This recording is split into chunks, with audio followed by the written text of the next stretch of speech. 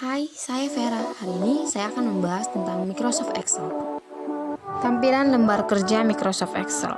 Pertama, title bar. Title bar merupakan bar atau balok judul sebagai identitas suatu program aplikasi.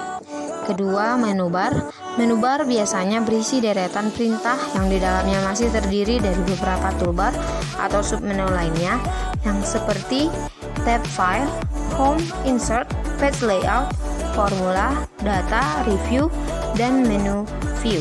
Ketiga, toolbar. Toolbar merupakan deretan tombol-tombol bergambar yang memudahkan kita untuk memilih suatu perintah dengan cepat dan mudah, terutama untuk perintah yang sering digunakan. 4. Quick Access Toolbar. Bagian-bagian ini pada Microsoft Excel yaitu terletak di pojok kiri atas. 5. Size button yang digunakan untuk mengatur tampilan dari jendela Microsoft Excel. 6. Name bar biasanya terletak di bawah toolbar, di samping formula bar, dan berada di atas lembar kerja, dan biasanya menampilkan nama sel yang sedang aktif. 7. Formula bar. Elemen-elemen Microsoft Excel pada formula bar atau bar rumus terletak sejajar dengan bar nama. Biasanya digunakan untuk memasukkan atau mengedit data beserta rumus-rumus yang terdapat di sel. 8. Kolom.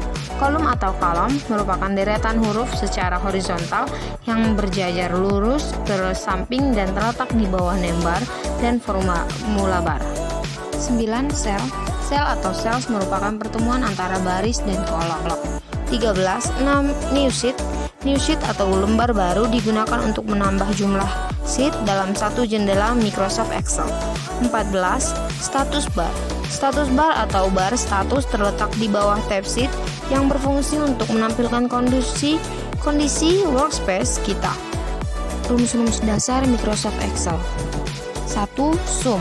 Sum berfungsi untuk mencari penjumlahan atau menjumlahkan. Rumus sum ini juga sering digunakan untuk menyelesaikan pekerjaan atau tugas dengan cepat.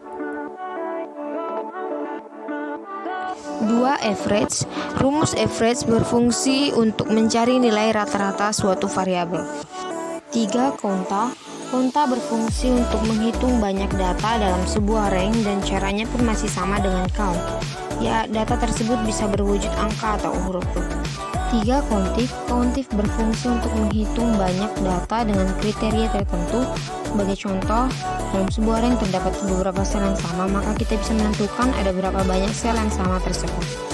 5. Cost. Fungsi cost adalah menampilkan hasil pilihan berdasarkan nomor indeks atau urutan pada suatu referensi atau value yang berisi data teks, numerik, formula atau nama range. 6. Lookup. Lookup merupakan rumus untuk mengambil rumus dari tabel secara horizontal. Caranya kita harus menentukan range tabel yang akan dijadikan pedoman. 7. VLOOKUP. VLOOKUP adalah kebalikan dari lookup dengan mengambil rumus secara vertikal, serta caranya pun juga sama dengan lookup. 8. Match. Fungsi match adalah menampilkan posisi suatu alamat sel yang ditetapkan sebelumnya yang terdapat dalam sekelompok data. Contoh bisa Anda lihat pada gambar berikut. 9. Proper.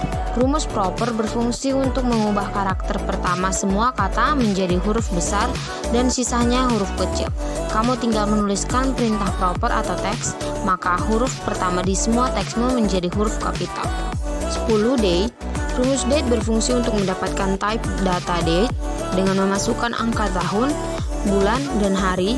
Fungsi date atau tanggal kebalikan dari fungsi day, month, dan year yang melakukan ekstraksi bulan dan tahun dari data type date. 11. N. Rumus N terdapat fungsi yang utama adalah menghasilkan nilai true jika semua argumen yang diuji tersebar bernilai benar dan false jika semua atau salah satu argumen bernilai salah. 12. Not. Rumus not terdapat fungsi yang utama adalah kebalikan dari rumus N, yang itu menghasilkan true jika kondisi yang diuji salah dan false jika yang diuji benar. 13. Areas.